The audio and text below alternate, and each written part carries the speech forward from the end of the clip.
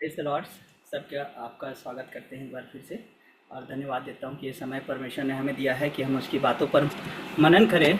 और मैं देख रहा हूँ कि आत्मिक जगत में, शारीरिक जगत में, मानसिक जगत में जिसमें मनुष्य मूव करता है उसमें कुछ नियम हैं। जैसे शरीर के लिए कुछ नियम हैं, ऐसे ही प्राण के लिए भी कुछ नियम हैं और आत्मा के लिए भी कुछ नियम ठहराए गए हैं। और ख़ासकर आत्मिक जगत में जो आत्मिक युद्ध की हम चर्चा करते हैं और बहुत सी बातों की हम चर्चा करते हैं, तो वहाँ कुछ परमेश्वर के सिस्टम हैं, स्पिरिचुअल लॉज हैं। और वहाँ कोई फ्री स्टाइल कुश्ती नहीं हो रही है, फ्री स्टाइल नहीं है। वहाँ पर हायरार्कीज़ हैं और इवन शैतान भी जो काम करता है वो एक सिस्टम में करता है। उसके पास भी सिस्टम है, उसके पास भी अधिकारी हैं, प्रधानताएँ हैं और अलग अलग अधिकार उसने अपने दुष्ट आत्माओं को मतलब अपने जो दुष्ट स्वर्गदूत हैं उनको दे रखे हैं और अलग अलग जगह पे वो उस हिसाब से वो काम करते हैं। क्योंकि लिखा है यीशु मसीह कहते हैं कि जब दुष्ट आत्मा किसी मनुष्य में से निकल जाती है तो वह सूखे हुए स्थानों में जाके विश्राम ढूंढती है लेकिन नहीं पाती और कहती कि मैं अपने उसी स्थान पर फिर लौट जाऊंगी और आकर उसे झाड़ा बुहारा हुआ देखकर अपने से और बुरी 7 दुष्ट आत्माओं को लेकर के आ जाती है। मतलब बुरे में भी और बुरा होता है। तो ये सारी बातें हैं। तो हम आज जिस विषय पर चर्चा करने जा रहे हैं वो घोषणाएं हैं। आजकल घोषणाओं का बाज़ार बहुत गर्म है। मसीही जगत में मैं देखता हूँ name it, claim it and grab it, ये चल रहा है। क्लेम करो, परमेश्वर का वचन को बोलो और ऐसा कर दो, वैसा कर दो। ये सब चीज़ें ठीक है। परमेश्वर के वचन की घोषणा करो बोल रहे हैं लोग, और घोषणा कर करके बहुत कुछ हो जाएगा, ये हो जाएगा। लेकिन कई लोग घोषणा करने की जगह को, स्थान को नहीं समझते। वो इसे एक हथकंडे के रूप में अपनाना चाहते हैं। घोषणा जो है दूसरे के उधारी से काम नहीं चलेगा। जो घोषणा, जैसे कि पतरस ने घोषणा की कि तुम एक चुना हुआ वंश, राजपदधारी याजकों का समाज हो। अब अपन उसको रट रहे हैं। ये उसका अनुभव था, उसकी अनुभूति थी, जो वचन लिखा है। और यीशु मसीह ने कभी नहीं कहा कि मैं वचन हूँ। आदि में वचन था, यदि यूहन्ना को पढ़ें तो यीशु मसीह ने कहा कि मैं जगत की ज्योति हूँ। और वचन जो है वो प्रकाश बन के देहधारी होके हमारे संसार में आया और उसके द्वारा प्रकाश आया। और आत्मिक जगत में यदि आप समझते हैं कि बहुत उजाला है तो ऐसा बिल्कुल नहीं है। आत्मिक जगत में सबसे ज़्यादा अंधेरा है, अंधेरा ही अंधेरा है, अंधकार है, घोर अंधकार। इसीलिए अंधकार की शक्तियों से हमारा युद्ध है। और इसीलिए यीशु मसीह ने कहा कि तुम ज्योति हो और ज्योति अंधकार में चमकती है। तो हमें अपनी पोजीशन को पहले समझना होगा, उसके बाद ही हम कुछ घोषणा कर सकते हैं। उसके लिए उधारी से काम नहीं चलेगा। क्योंकि क्या होता है कि कई बार हम घोषणा करते करते थक जाते हैं। कुछ तो नहीं हो रहा यार, वो घोषणा करने बोला, वो किया घोषणा तो उसका हो गया और हमारा तो कुछ नहीं हो रहा है। हम तो कब से रट रहे हैं इस वचन को और ऐसा कर रहे हैं। तो यहाँ सब कुछ आत्मिक जगत पे जो है वो सब नकदी है। यहाँ उधारी से काम नहीं चलता है।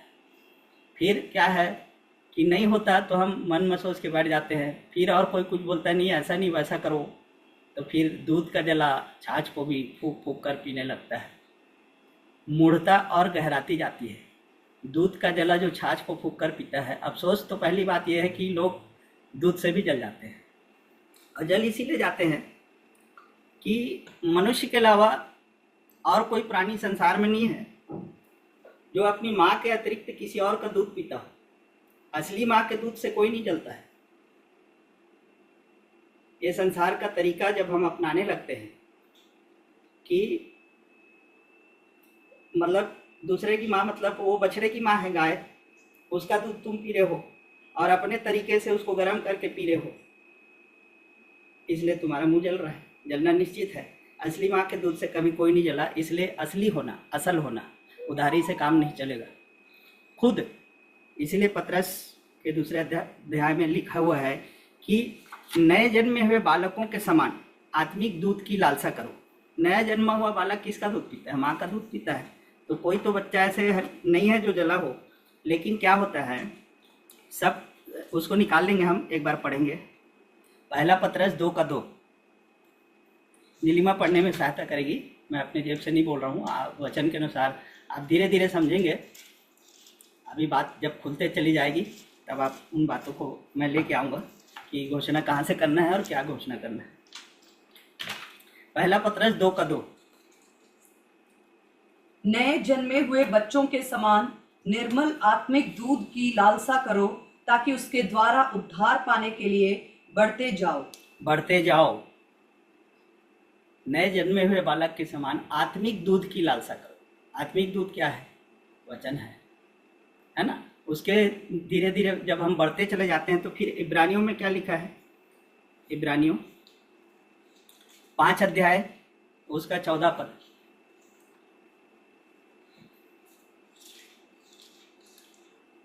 इब्रानियों 5 उसका 14, उसमें लिखा है,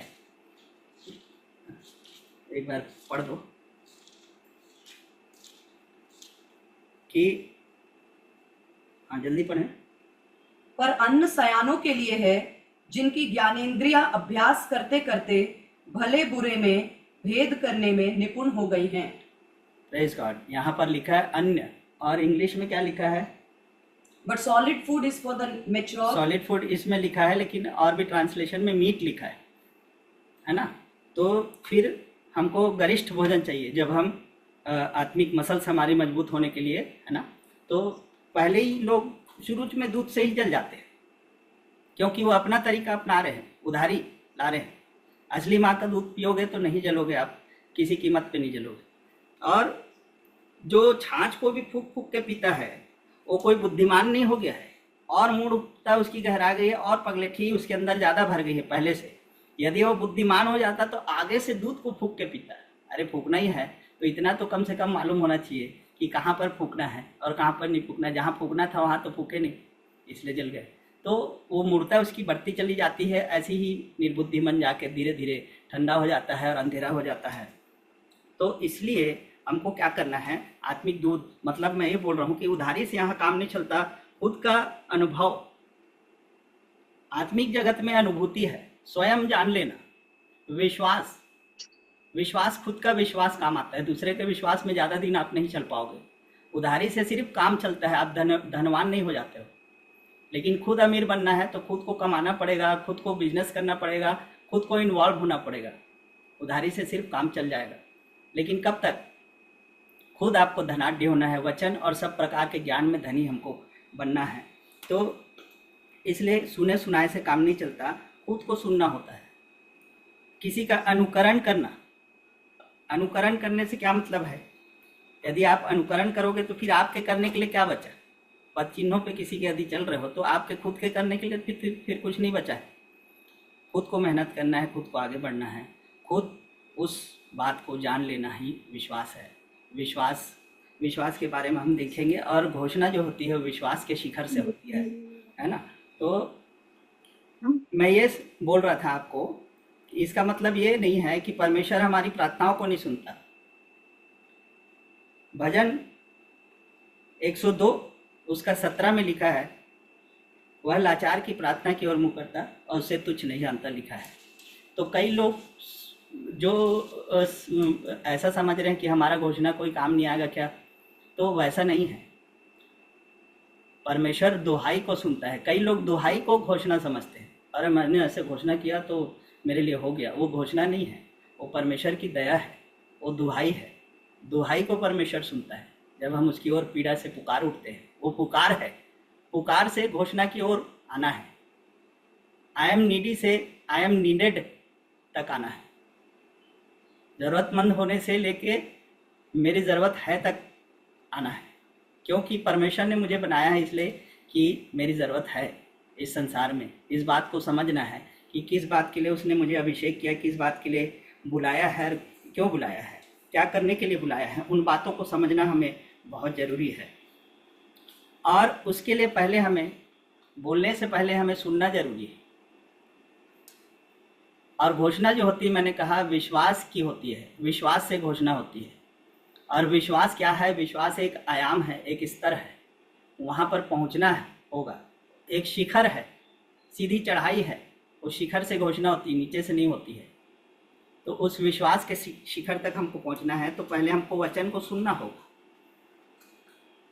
वचन से ही तो सब कुछ बना है और वचन सब तरफ गूंज ही रहा है। और विश्वास सुनने से और सुनना मसीह के वचन से होता है जो सब तरफ है ही। उसको सुनने के लिए हमें खामोश और शांत होना है।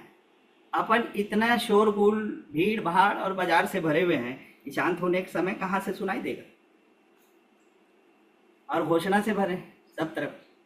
तो हमें शांत होने की ज़रूरत है। फिर वचन तो पहले से मौजूद है ही, परमेश्वर का वचन हर तरफ है, क्योंकि लिखा है कि उनके स्वर सारी पृथ्वी में और जगत की छोर तक गूंज गए हैं। जमीन आसमान सब कुछ उसकी महिमा का वर्णन कर ही रहा है।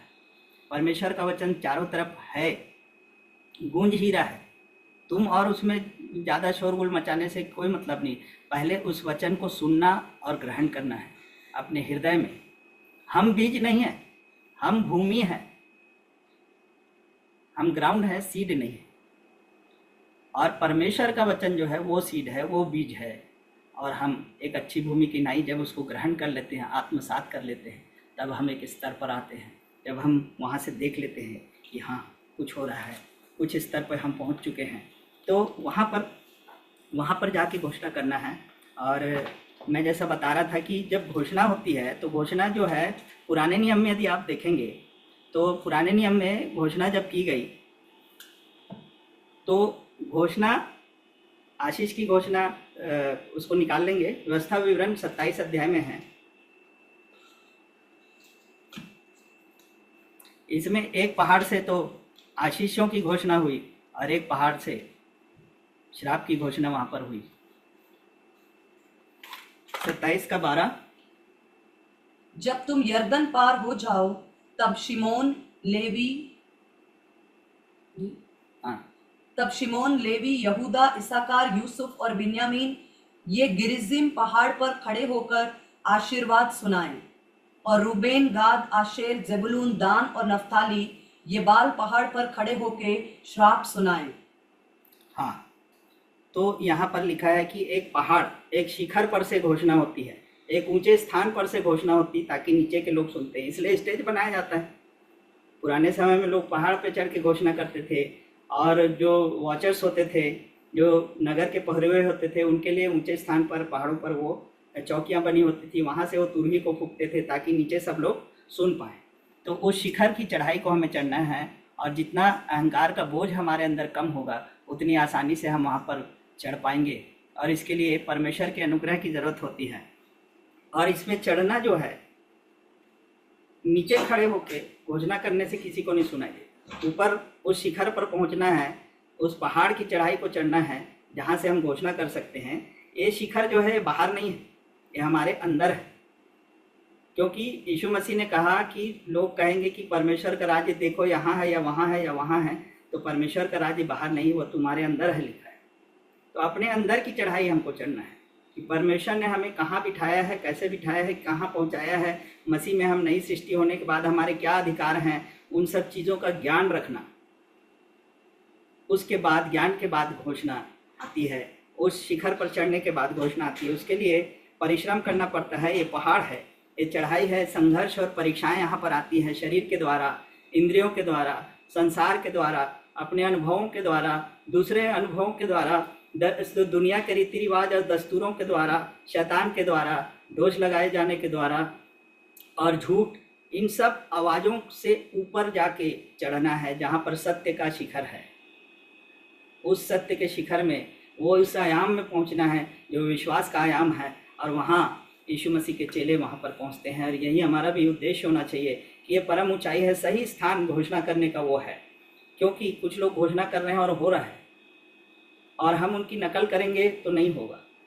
क्योंकि वो जिस स्थान से घोषणा कर रहे हैं उसके पीछे उनकी क्या मेहनत रही, कितना उपवास किए, कितनी प्रार्थनाएं की, कितनी परमेश्वर का ज्ञान उनके अंदर आया, कितनी रोशनी उनके अंदर आई, कितने वे स्वतंत्र हुए, वहाँ से उन लोग घोषणा कर रहे हैं, करके वो पूरा हो रहा है। और अपन नीचे खड़े होकर 599 बार रखने से हो जाएगा, ऐसा नहीं होगा। हमें उस स्थान पर पहुँचना है। तो क्या परमेश्वर मदद नहीं करेगा? मदद दुहाई देते हैं, उसको हमको घोषणा नहीं समझना है। प्रार्थनाओं को परमेश्वर सुनता और उत्तर देता है, लेकिन घोषणा करना एक अधिकार का स्थान है, जो इफिसियों पहला अध्याय में लिखा है। और उसको मैं जल्दी से पढ़ देता हूँ। पहला अध्याय 21 सब प्रकार की जो 20 से लिखा है उसमें मसीह के विषय में क्या है कि उसको मरे हुओं में से जिलाकर स्वर्गीय स्थानों में अपनी दाहिनी ओर सब प्रकार की प्रधानता, अधिकार और सामर्थ और प्रभुता के ऊपर और हर एक नाम के ऊपर, जो न केवल इस लोक में पर आने वाले लोक में भी लिया जाएगा, बिठाया और सब कुछ उसके पांव तले कर दिया और उसे सब वस्तुओं पर शिरोमणि ठहराकर कलीसिया को दे दिया। ये उसकी देह है और उसकी परिपूर्णता है, जो सब में सब कुछ पूर्ण करता है। परमेश्वर का धन्यवाद हो। उस स्थान पर हम बिठाए गए, उन बातों को हमें जानना है और समझना है, खुद के अनुभव से, दूसरे के अनुभव से नहीं। और पवित्र शास्त्र के बारे में, ये जो बाइबल है, ये परमेश्वर का वचन इसमें लिखा हुआ है, ठीक है, लेकिन शास्त्र से हमें जीवन नहीं मिलेगा। इस शास्त्र से हमें जीवन नहीं मिलेगा। ये सुनना जो है मसीह के वचन से होता है, लिखा है। और यीशु मसीह ने खुद कहा, तुम शास्त्रों में ढूंढते हो कि तुम्हें वहाँ जीवन मिलेगा, ये तो सिर्फ मेरी तरफ इशारा करता है और तुम जीवन पाने के लिए मेरे पास नहीं आना चाहते। ये शास्त्र जो है एक इशारा है परमेश्वर की ओर, और उसकी आवाज़ को हम कैसे सुने। आत्मिक जगत में सुनने के लिए कान नहीं है, आंखें नहीं है, तो आप नहीं सुन सकते, ना देख सकते। आत्मिक बातों को सुनने के लिए आत्मिक कान और आत्मिक आंखों की जरूरत है, क्योंकि यीशु मसीह ने कहा कि मैंने जो वचन तुमसे कहे वे आत्मा है और जीवन भी है। तो आत्मा के साथ ही परमेश्वर हमारी आत्मा के साथ ही इंटरेक्ट करता है, और बिना आत्मा के हम परमेश्वर से मेल मिलाप नहीं कर सकते और ना आराधना कर सकते, ना और कुछ कर सकते। आत्मा में ही परमेश्वर हमारे बात करता है और वो फिर हमारे हृदय में आता है, और हृदय से फिर वो हमारे भौतिक जगत में आता है। तो ऐसा ही ये चलता है। और विश्वास के द्वारा देखना, जैसे मैं बोल रहा था, सुसमाचार जो पूरा हुआ, यीशु मसीह ने कहा वो क्रूस पर वो संसार का उसका कार्य पूरा हुआ। लेकिन सुसमाचार जब हम सुनते हैं तो उसमें यीशु मसीह आया, कुंवारी से जन्म लिया, मारा गया, गाड़ा गया और तीसरे दिन मुर्दों में से जी उठा। यहाँ तक नहीं है सुसमाचार, लेकिन स्वर्गीय स्थानों में जीवित होकर बैठ गया, लिखा है, सब कुछ पूरा करके, और उसने हमें भी मसीह के साथ बिठाया। सुसमाचार वहाँ तक है, उसका कंप्लीशन वहाँ तक है। तो अपने स्थान को पहले हमें पहचानना है। उसके बाद इसीलिए लिखा है कि मसीह की पहचान में निरंतर बढ़ते जाओ, और दूध से फिर अन्न और मीट खाओ, और उसके बाद और बलवंत होते जाओ। रैंक हमारा बढ़ते जाना चाहिए। आत्मिक ग्रोथ क्या है यदि हम नहीं समझते तो फिर आत्मिक ग्रोथ चाहते क्यों? आत्मिक उन्नति का मतलब, आत्मा जो है वो हमारा सिद्ध है, क्योंकि एक ही कुर्बानी के द्वारा, परमेश्वर यीशु मसीह के द्वारा एक ही कुर्बानी चढ़ाने के द्वारा उसने हमें सिद्ध कर दिया, लिखा है। अब उस सिद्धता को हमारे प्राण में, हमारे दिलो दिमाग में लाते जाना है, डाउनलोड करते जाना है, उस ज्ञान को हमें प्राप्त करते जाना है, अपनी आत्मा की सिद्धता को। फिर उसके बाद वो प्रकट में, भौतिक रूप में वो आता है। तो विश्वास की घोषणा यही है। विश्वास एक आयाम है, वहाँ पर पहुँच के हमें घोषणा करना है। और यदि आप देखें, विश्वास का पिता जो है हमारा, वो इब्राहिम कहलाया। इब्राहिम ने उस चीज़ को देखा था। और एक मज़े की बात मैं आपको ये बताता हूँ कि आत्मिक जगत में जो आंखें हैं वो कान है, और कान जो है वो आँख है। फिर से एक बार सुने ध्यान से, आत्मिक जगत में कान से दिखाई देता है और आँख से सुनाई देता है। मुझे यकीन है आप समझ रहे होंगे मेरी बात को, क्योंकि सुनना मसीह के वचन से होता है और विश्वास सुनने से आता है। विश्वास जो है वो वचन नहीं है, वचन सुनने से जो आता है वो विश्वास है, जो केवल महसूस किया जा सकता है, जिसकी अनुभूति होती है, जो एक निश्चय है कि मैं जानता हूँ, बस अपने दिल में अंदर में जानता हूँ। उसी बात को सुनने के द्वारा इब्राहिम ने देख लिया। और इब्राहिम को कोई संतान नहीं थी, लेकिन परमेश्वर ने उसे बाहर निकाल के बोला कि चल बाहर आके थोड़ा देख, तारों को क्या तू गिन सकता है। उसको पढ़ेंगे हम, यदि ध्यान से आप उसको पढ़ें। उत्पत्ति 15 अध्याय में है, 5 वचन पढ़ें। उत्पत्ति 15 का 5 वचन।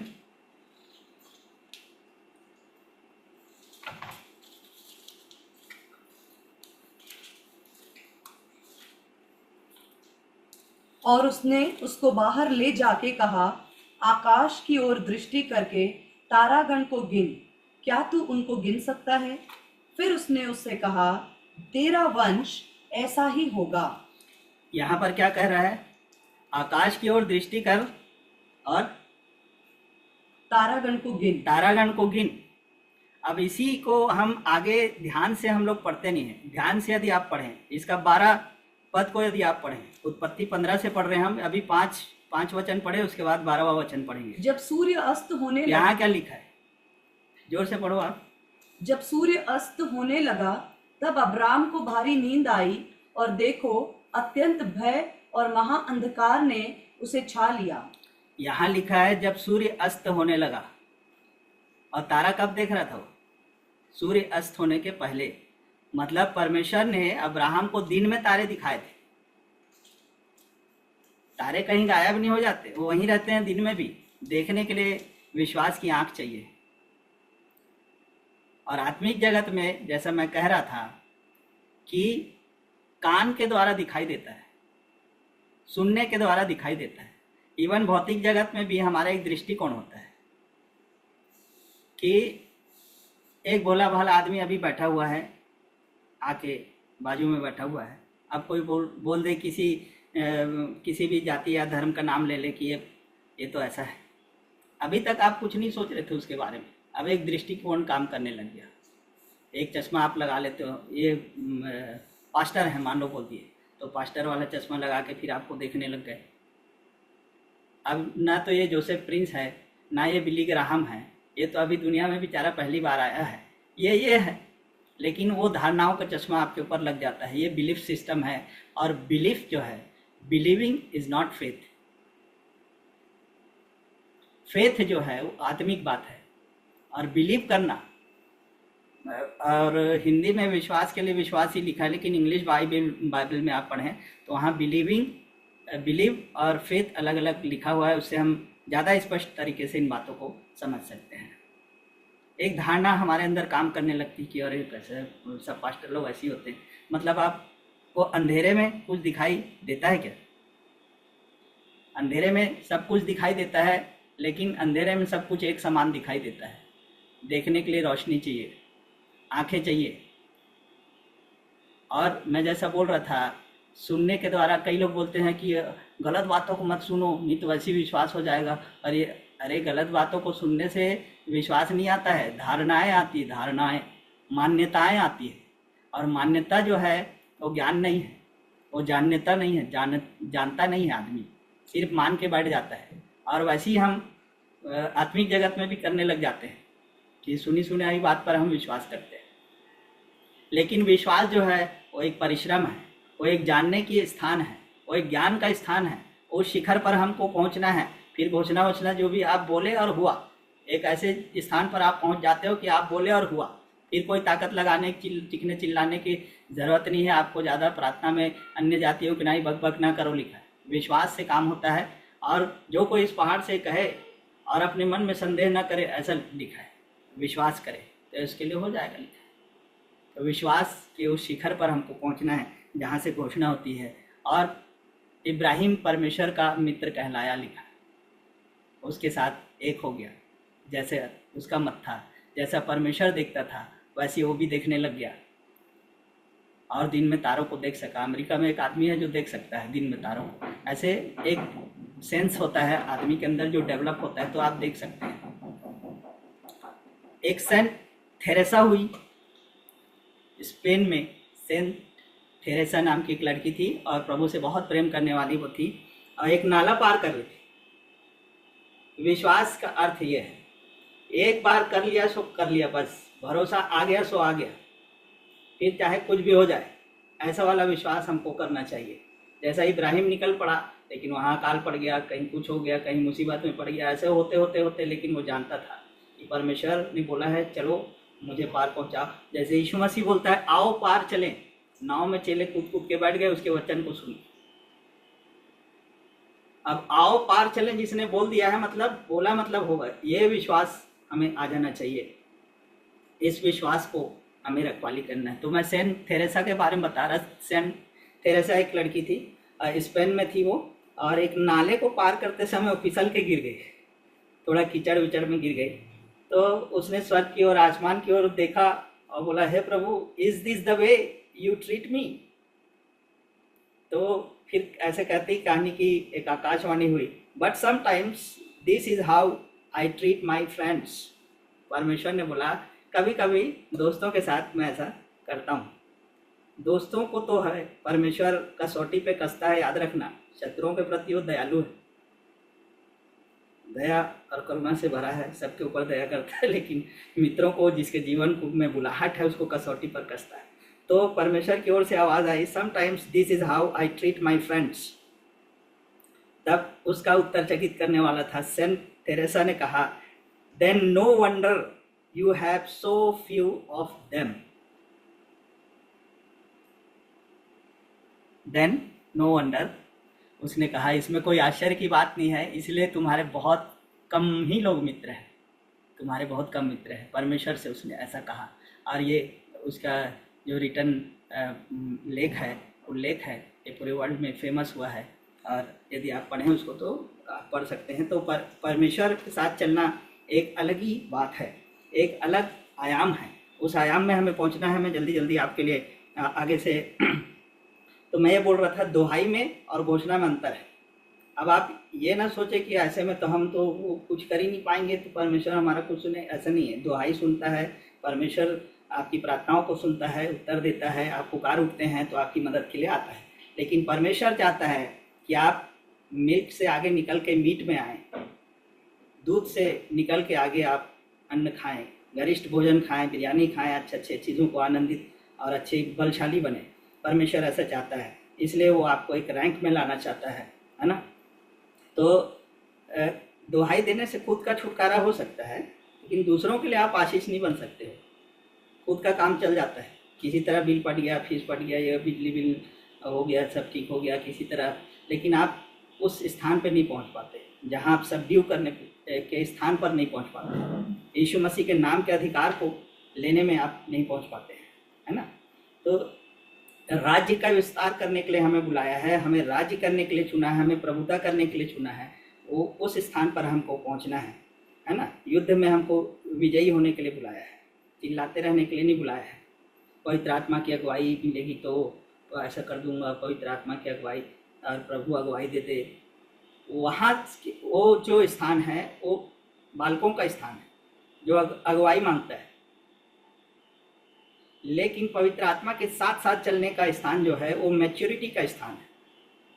प्रभु के साथ साथ उसके सहकर्मी बन जाने का स्थान है, वो मैच्योरिटी का स्थान है। जब तक आप अगुवाई को सीख कर रहे हैं, अगुवाई मांग रहे हैं, तब तक आप बालक ही हैं। लेकिन जब आप जानने लगते हैं और तुरंत के तुरंत आपको पता चलने लग जाता है कि अब क्या करना है, अब क्या करना है, पवित्र आत्मा कौन सा मूव ले रहा है, परमेश्वर क्या चाह रहा है, क्या कर रहा है, कैसे कर रहा है, हम उसके साथ साथ चलने का अनुभव, परमेश्वर चाहता है कि हम उससे संगति रखें, उसके साथ साथ चलें, उस मैच्योरिटी के स्थान पर हम आ जाएं। और आत्मिक जगत में जो है एक आईडी कार्ड चाहिए। आईडी कार्ड के बिना काम नहीं चलता है। आधार कार्ड, क्या आधार है आपके पास? आप उस इंस्टेंस को मैं पढ़ना चाहूँगा। एक घटना घटी थी प्रेरितों के काम, उसके 19वें अध्याय में 13 से लेकर 15 तक। हमारी जो एबिलिटी है वो हमारी आइडेंटिटी को शो करती है। आप पढ़े नीलिमा? प्रेरितों के काम 19 अध्याय से हम पढ़ रहे हैं, तो उसका 13 से लेकर 15 तक। परंतु कुछ यहूदी जो झाड़ा फूकी करते फिरते थे यह करने लगे कि जिनमें दुष्टात्मा हो उन पर प्रभु यीशु का नाम यह कहकर फूके, जिस यीशु का प्रचार पौलुस करता है मैं तुम्हें उसी की शपथ देता हूँ। और स्कीवा नाम के एक यहूदी महायाजक के 7 पुत्र थे जो ऐसा ही करते थे। पर दुष्टात्मा ने उनको उत्तर दिया, यीशु को मैं जानती हूँ, पौलुस को भी मैं पहचानती हूँ, परंतु तुम कौन हो? हाँ, यहाँ पर हमने पढ़ा कि किसी ने यीशु मसीह का नाम लेके झाड़ा फूकी कर रहे थे और यहूदी थे, और इस किक्वा नाम के एक यहूदी महायाजक के 7 पुत्र थे जो ऐसा करते थे। पर दुष्ट आत्मा ने उनको उत्तर दिया कि यीशु को मैं जानती हूँ और पौलुस को भी पहचानती हूँ, परंतु तुम कौन हो? और उस मनुष्य ने जिसमें दुष्ट आत्मा थी उन पर लपक कर और उन्हें वश में लाकर उन पर ऐसा उपद्रव किया कि वे नंगे और घायल होकर उस घर से निकल भागे। आत्मिक जगत में आपको आईडी चाहिए, एक पहचान पत्र चाहिए। जैसे आप कहीं भी जाते हैं, अब मैं जाके बोलूँगा मैं डोनाल्ड ट्रंप हूँ करके, तो कोई थोड़ी मान लेगा। क्या सबूत है? दिखाओ, अपना आधार कार्ड दिखाओ, आईडी कार्ड दिखाओ, लेकिन कोई नहीं मानेगा बिना आईडी कार्ड। लेकिन मैं कहूँगा कि मैं जितेंद्र सोलोमन हूँ, मान लो मैं हवाई अड्डे में जाके भी कहता हूँ, एयरपोर्ट में जाके कहता हूँ कि मैं जितेंद्र सोलोमन हूँ, तो भी मेरे को आईडी कार्ड चाहिए। तो बोलेंगे वो कौन जितेंद्र सोलोमन, दिखाइए आपका आधार कार्ड दिखाइए, आईडी कार्ड दिखाइए, तो मुझे दिखाना पड़ेगा। तो आत्मिक जगत में भी ऐसे ही आईडी कार्ड काम करता है कि हम यीशु मसीह के हैं और उसने हमें अधिकार दिया है और सारी प्रधानता और अधिकारों के ऊपर हमें मसीह यीशु के साथ बिठाया गया है। तो उस आईडी कार्ड का हमको वहाँ पर इस्तेमाल करना पड़ता है यीशु के नाम से, मतलब यीशु मसीह ने खुद अपनी जगह हमें भेजा है। तो मैं ये कह रहा था कि किसी स्वर्गदूत हमारे लिए लड़ते हैं, हमारे लिए भेजे जाते हैं, है ना, और हमारे साथ साथ अगुवाई करते हैं, मदद करते हैं, हमारे चारों ओर रहते हैं, लेकिन हम किसी के सेना का इस्तेमाल नहीं कर सकते जब तक उसका हमारा दोस्ती या अधिकार ना मिला हो। अभी यूएस आर्मी का इस्तेमाल मैं नहीं कर सकता जब तक डोनाल्ड ट्रंप से मेरी गाढ़ी मित्रता ना हो। यूएस आर्मी का इस्तेमाल मैं नहीं कर सकता, लेकिन तभी कर सकता हूँ जब उनका परमिशन मेरे पास हो, उनसे मेरी अंतरंगता हो, तब मैं उनकी आर्मी का इस्तेमाल कर सकता हूँ। ऐसे ही परमेश्वर के राज्य में भी ये चीज़ें काम करती हैं। शुरू में मैंने कहा था आत्मिक जगत में, मानसिक जगत में और शारीरिक जगत में कुछ लॉज हैं जो काम करते हैं, और इमरजेंसी की बात अलग होती है। और हमारा जो एबिलिटी है वही हमारी आइडेंटिटी है। हम कैसे प्रार्थना कर रहे हैं ये महत्वपूर्ण नहीं है, लेकिन कौन प्रार्थना कर रहे हैं ये महत्वपूर्ण है। परमेश्वर की संतान होने के नाते हम प्रार्थना कर रहे हैं, ये महत्वपूर्ण है कि हम पिता से मांग रहे हैं, हम उसकी संतान हैं। और कई लोग बोलते हैं परमेश्वर की मर्जी होगी तो देगा। अरे जो हमारी आवश्यकता है वो हमारी नहीं, मर्जी नहीं है, वो हमारी आवश्यकता है। कैसे कैसे चीज़ों को मांगना है, तो फिर मांगो तो तुम्हें दिया जाएगा, कोई औचित्य ही नहीं रह जाता। जब जो जैसे हम कोई चीज़ को मांग रहे हैं जो हमारी आवश्यकता है, तो उसके लिए हमारे पास विश्वास होना चाहिए, विश्वास का वचन होना चाहिए। आवश्यकता हमारी मर्जी नहीं है, तो हम बोले प्रभु की मर्जी पूरी हो, मेरी नहीं प्रभु की मर्जी। अरे मर्जी आवश्यकता नहीं है और आवश्यकता मर्जी नहीं है। जैसे मान लो हमारे बच्चे हैं, अब उसका स्कूल का फीस है या खाना है, कपड़ा है, जो भी है उसकी आवश्यकता है, तो उसकी मर्जी या मेरी मर्जी होगी तब दूंगा, ऐसा थोड़ी। जब समय है, जो आवश्यकता है उसको मैं उसको दे दूंगा। तो मैं अधिकार की बात कर रहा था। आत्मिक अधिकार हमारे पास होना चाहिए, एक आइडेंटिटी होना चाहिए, है ना, स्पिरिचुअल कैपेसिटी होना चाहिए हमारे पास। और किंगडम ऑफ गॉड, परमेश्वर का जो राज्य है वो एक सिस्टम में ऑपरेट होता है, वहाँ फ्री स्टाइल कुश्ती नहीं चलती है ना। और जैसे मैंने बताया शास्त्र में जीवन नहीं मिलता। यीशु मसीह तोता रतंत्र से काम नहीं चलेगा। ये तोता रतंत्र इसको अपन कर लें और वचन को रोज बोलते रहें और कुछ हो जाएगा, ऐसे मंत्र जाप से काम नहीं चलता है। हमको मेडिटेशन करना है, मेडिटेशन से हमारे अंदर वो चीज़ें आती है। और जैसे मैंने कहा था आत्मिक जगत में कान से दिखाई देता है, विश्वास आता है सुनने से। मतलब विश्वास जो है वो देख लेने की क्षमता है, सुन के देख लिया। इब्राहिम ने सुना और देख लिया कि मैं वहाँ जा रहा हूँ, मेरे संतान होंगे, मेरे ऐसा राष्ट्र होगा, ये सब कुछ होगा। मेरे अंदर से एक राष्ट्र को परमेश्वर उत्पन्न करने जा रहा है। हालांकि अभी मुझे कुछ नहीं दिखाई दे रहा भौतिक आंखों से, लेकिन मैं यही बोल रहा था कि जब तक हम वचन को रटेंगे तो उससे नहीं होने वाला है, क्योंकि उसकी प्रज्ञा जिसने लिखा है, उसकी अनुभूति, उसका ज्ञान, जो उसने महसूस किया, जो उसने सुना और देखा, वो कहाँ से लाएंगे? सवाल ये है। उसके लिए खुद को मेहनत करना पड़ेगा, खुद उस अनुभूति को प्राप्त करना पड़ेगा। बपौती जो है वो ट्रांसफ़र की जा सकती है, लेकिन अनुभूति जो है वो ट्रांसफ़र नहीं होती। और ज्ञान के जगत में सबसे बड़े भिखारी खड़े हुए हैं, धन की भीख दी जा सकती है, धन बाहर है, लेकिन ज्ञान की भीख नहीं दी जा सकती। और यही हो रहा है कि हम दूसरे की नकल कर रहे हैं, वो ऐसा कर रहा है तो मैं भी ऐसे करके देखता हूँ, कोई ऐसा फार्मूला मिल जाए। बच्चा गोद ले लेने से आभास तो हो जाएगा, लेकिन वो अनुभूति आपके पास नहीं आएगी जो ममता से होती है। खुद का 9 महीने ढोना, उसको वो उल्टियाँ, वो कॉम्प्लिकेशंस, वो सारी चीज़ें, वो संभल के चलना, वो सारी चीज़ें, उसका अनुभव एक अलग ही बात है। और शारीरिक कानों से सुनने से, मैंने जैसे बताया कि शारीरिक कानों से सुनने से बिलीफ आता है, धारणाएं और मान्यताएं आती हैं। क्या अभी तक आपको मालूम नहीं था कि वो सामने गली से आप अंधेरे में रोज आते जाते थे, अभी कोई बोल दिया आपको, अरे वहाँ तो चुड़ैल निकलती है, चुड़ैल उस पेड़ में रहती है। अब आपने सुन लिया, अभी तक तो आप मस्ती से आना जाना कर रहे थे, अब आपके मन में खटका बैठ गया। अब आप सूरज ढलने के पहले किसी तरह घर पहुंचने की कोशिश करेंगे। अब पेड़ में कोई आदमी बैठे रहेगा तो उसको बोलेंगे, ओए वहाँ क्या कर रहा है उधर, लेकिन कोई औरत बैठी रहेगी तो अरे चुड़ैल है, समझेगी। तो ऐसा एक धारणा बनी हुई, धारणा काम करती है। आदमी है तो ठीक है, चलो कोई बात नहीं, कि औरत यदि पेड़ में बैठी तो उसको जरूर एक धारणा और मान्यता के तहत उसको चुड़ैल समझने लग जाएंगे। तो इस बात को मैं बोल रहा था, विश्वास जो है वो आत्मिक है, वो एक आयाम है, वो एक अलग चीज़ है, वो सिर्फ महसूस की जा सकती है, जाना जा सकता है। खुद अपने मन में जानता था, ऐसे लिखा है। कई बार हम वचन को पढ़ेंगे, लंबा है ये टॉपिक, लेकिन मैं अभी इसको अधूरा छोड़ूंगा क्योंकि इसको मेरे को पूरा करना पड़ेगा। मैं सोचा था अब कर लूँगा करके, लेकिन मुझे नहीं लगता, आप लोग भी थोड़ा लेट कर देते हैं। तो इसको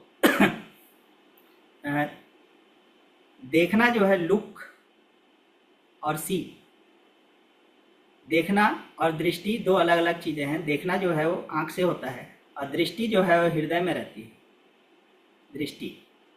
और सुनने से, मसीह के वचन को सुनने से दृष्टि हमारे हृदय में आती है, और हम उसकी प्रतिज्ञाओं को सच्चा जानते हैं, और अपनी परिस्थितियों को ना देखते हुए हम आगे बढ़ते हैं, और उन चीज़ों को हम देख लेते हैं, अनदेखी वस्तुओं को हम देख लेते हैं। तो वो लिखा है, we don't walk by sight but by faith. By faith जो है वो बिलीविंग नहीं है, वो नोइंग है।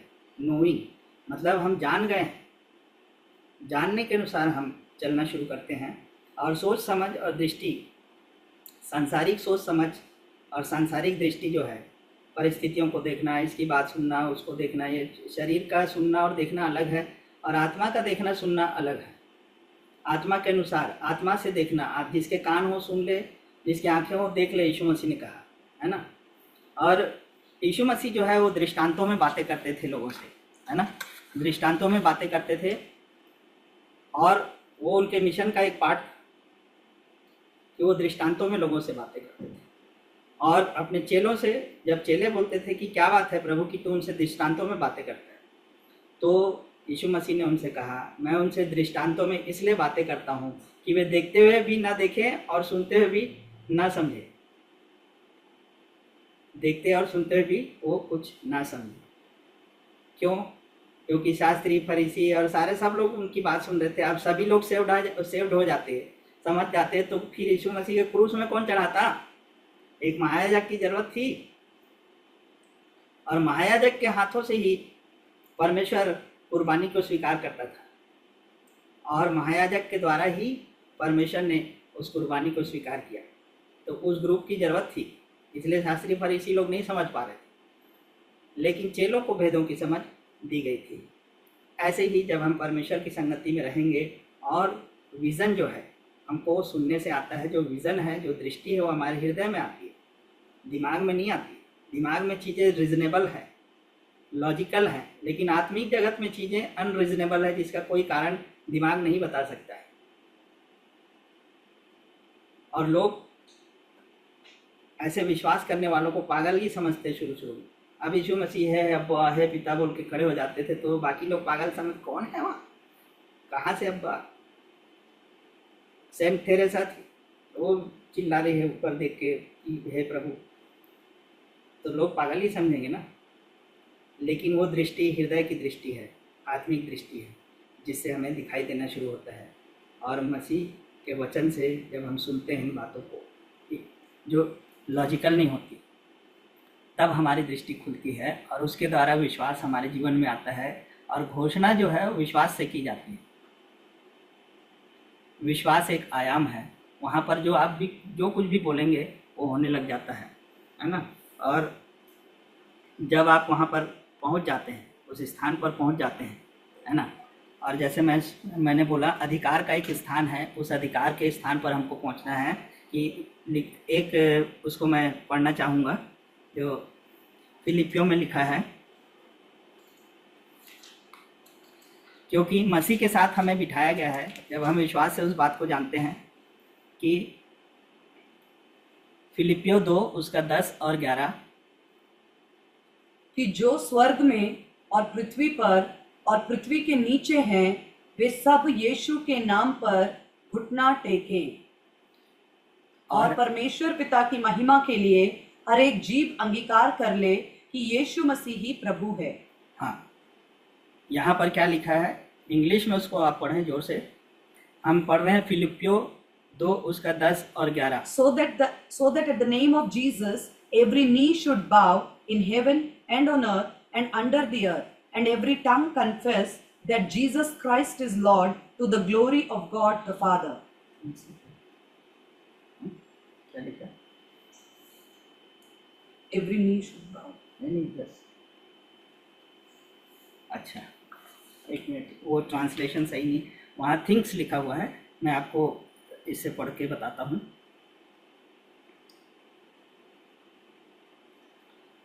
हम पढ़ रहे हैं फिलिपियो 2 उसका 10, that at the name of Jesus every knee should bow, of things in heaven and things in earth and things under the earth। जो स्वर्ग में और पृथ्वी पर और जो पृथ्वी के नीचे, यहाँ थिंग्स लिखा हुआ है, लोग नहीं है। आप अभी जाओ यीशु मसीह का नाम लो, कोई घुटना टेक देगा क्या? नहीं टेकेगा। लेकिन थिंग्स जो आकाश में है, पृथ्वी पर है और पृथ्वी के नीचे भी है, वो सब यीशु मसीह के नाम पर घुटना टेकती है। यहाँ पर एक अधिकार के स्थान को बताया गया कि हर एक घुटना टिकेगा और हर एक जीभ अंगीकार करेगी कि यीशु मसीह ही प्रभु है। ये वर्शिप नहीं है, अपन इसको गाना बना के गा रहे हैं, लेकिन ये सबड्यू बाय फोर्स है, बलपूर्वक अधीनता में ले आना है। यीशु मसीह के नाम में हमें अधिकार मिला है। और यीशु मसीह ने कहा वे मेरे नाम में, वहाँ पर एक ग्रीक वर्ड है अनोमा, जिसका मतलब होता है same character and same manner, उसी चरित्र में और उसी तरीके को धारण कर लेना। कि मेरे जगह यीशु मसीह होता तो जैसे करता वैसे ही वो करेंगे। यीशु मसीह के नाम का उल्लेख, उसका मतलब वो नहीं है कि यीशु मसीह का नाम ले लिए तो कुछ हो गया। उस अधिकार को जानना। यीशु मसीह ने कहा कि मेरे स्थान पर यदि मैं वहाँ रहता तो जो करता वो वैसा करेंगे। उसने हमें अपना अधिकार दिया है, तो यीशु मसीह के अधिकार के स्थान पर हमको आना है। मैं सिंपल बात शब्दों में यही कहना चाहता हूँ कि उधारी से काम नहीं चलता है, थोड़ा बहुत काम ही चलता है। मेरा मतलब ये है कि खुद का अनुभव होना चाहिए और खुद हमको मेहनत करना है, खुद प्रभु के साथ संगति में रहना है, खूब वचन को पढ़ना है और उस पर मनन करना है। मनुष्य जो है मनन से ही मनुष्य बना है। मनन करना है, मेडिटेट करना है डे एंड नाइट। मनन के द्वारा ज्ञान हमारे जीवन में आता है, मेडिटेशन के द्वारा नॉलेज हमारे जीवन में आता है और हम अपने अधिकार को जानते और पहचानते हैं। और आत्मिक जगत में जो शब्द हैं वो वार्तालाप के लिए नहीं है, वो सृजन करने के लिए है। जब उस अधिकार में, उस स्थान पर आप पहुंच जाते हैं, उस शिखर की चढ़ाई पर आप पहुंच जाते हैं, उस आयाम में आप पहुंच जाते हैं, नाव वाला सिस्टम छोड़ के छलांग लगा लेते हैं, फिर वहाँ आपको बोलने भर की देर है और सब कुछ अपने आप हो जाएगा, क्योंकि आप उस आयाम पर खड़े हैं। तो घोषणा जो है वो शिखर से की जाती है, एक ऊंचाई से की जाती है, और वो वचन की घोषणा है। वचन की घोषणा है जो रोटी है, जो तलवार है, उसके द्वारा हम बाकी चीज़ों को सबड्यू करते हैं, अपने नियंत्रण में, अपने अधिकार में ले लेते हैं।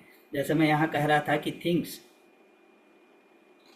यहाँ लोग नहीं लिखा है। थिंग्स मतलब आपकी परिस्थितियाँ हो, आपका बैंक अकाउंट हो, आपकी बीमारी हो, आपका शत्रु हो, आपका कोई भी कुछ भी हो, पैसा हो, तो पैसा को आप बोलो कि यीशु ही प्रभु है, तू मेरा प्रभु नहीं है, तो अपने लैंग्वेज में स्वीकार करेगा, हर एक जीभ अंगीकार करेगी, लिखा है।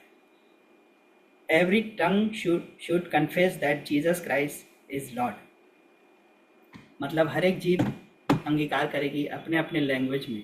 हर एक की एक लैंग्वेज है, पैसे की एक लैंग्वेज है, आप उसको सबड्यू करोगे तो अपने लैंग्वेज में स्वीकार करेगा कि यीशु ही प्रभु है और उसके नाम पे घुटने टेक देगा। आपकी परिस्थिति, आपकी बीमारी की एक लैंग्वेज है, उसकी एक जीभ है, वो अंगीकार करेगी कि यीशु ही प्रभु है। उस स्थान पर आपको आना है, उस स्थान पर आपको खड़े होना है जहाँ से आप घोषणाएं करें और वो बात पूरी हो जाए। प्रभु यीशु मसीह के धन्यवाद देते हैं। और आगे समय मिला तो इसको मैं डिटेल में समझाना चाहता था, लेकिन आज नहीं हो पाया, हम लेट शुरू किए हैं, तो वैसे मैसेज थोड़ा लंबा ही है, फिर भी मैं कोशिश करूँगा अगली बार इसको डिटेल में और मैं आपको थोड़ा सा बताऊँ कि कैसे हम उस स्थान पर पहुँच सकते हैं और वहाँ की चढ़ाई कैसी है, उस शिखर की पे पहुँचने के लिए हमें क्या करना चाहिए, इसके लिए मैं आगे आप लोगों को बताऊँगा। आगे क्या एक छोटी प्रार्थना हम करें और उसके बाद हम यहाँ से विदा होंगे।